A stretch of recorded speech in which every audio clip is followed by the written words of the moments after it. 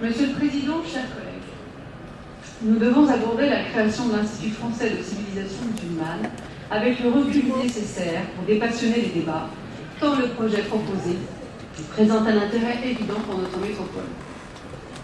Rappelons que la réalisation à Lyon d'un lieu consacré à la civilisation musulmane est une idée ancienne, mais que faute de financement, aucune suite n'a pu être donnée au projet jusqu'à ce jour.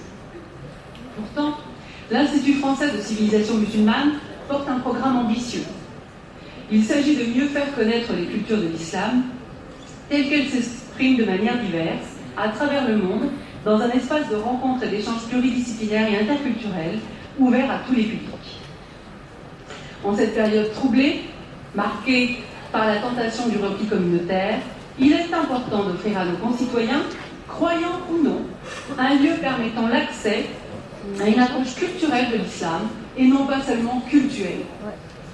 Alors que Paris, avec notamment l'Institut des cultures islamiques et l'emblématique Institut du monde arabe, concentre l'essentiel de l'offre culturelle dans ce domaine, la métropole de Lyon dispose là d'une véritable opportunité de proposer sur son territoire un établissement de référence qu'elle accompagnerait. L'IFCM sera un outil d'autant plus intéressant qu'il s'appuiera dans le cadre de partenariats sur les autres établissements culturels de la métropole, comme cela a été souligné avec l'espace culturel du christianisme à Lyon notamment, outre d'autres grands partenaires nationaux, tels l'Institut du monde arabe et le musée du Louvre. Certains aspects de ce projet font aujourd'hui débat et méritent d'être replacés dans leur contexte. Pour ce qui concerne le lieu d'implantation, d'aucuns suggèrent de construire l'IFCM à l'écart de la grande mosquée de Lyon afin de bien différencier le lieu de culte de l'établissement culturel.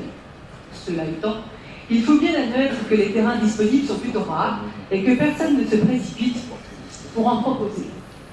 Surtout, rappelons que le bail amphithéotique accordé par la ville de Lyon en 1984 pour la construction de la grande mosquée subordonnait cette autorisation et obligeait dans son article 5, et je cite, le locataire à construire un centre culturel polyvalent pour la communauté musulmane de l'agglomération lyonnaise et à commencer les travaux de ce centre dans un délai de 2 ans.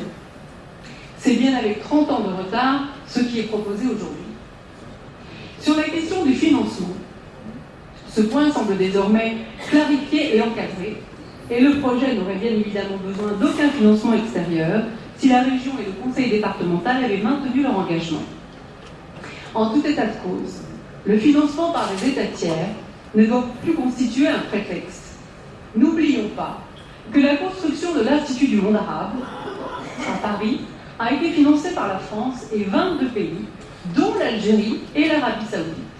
Or, chacun s'accorde à saluer l'ouverture de cet institut, la qualité de ses expositions, de son architecture, la richesse de ses expositions. Des garanties fortes viennent de nous être apportées sur la gouvernance de l'IFCM. À l'image de l'Institut du monde arabe, présidé par Jacques Lang, l'indépendance de cet institut est la condition de sa légitimité et donc de sa réussite. Notre groupe votera donc favorablement cette délibération ainsi que l'amendement. Merci.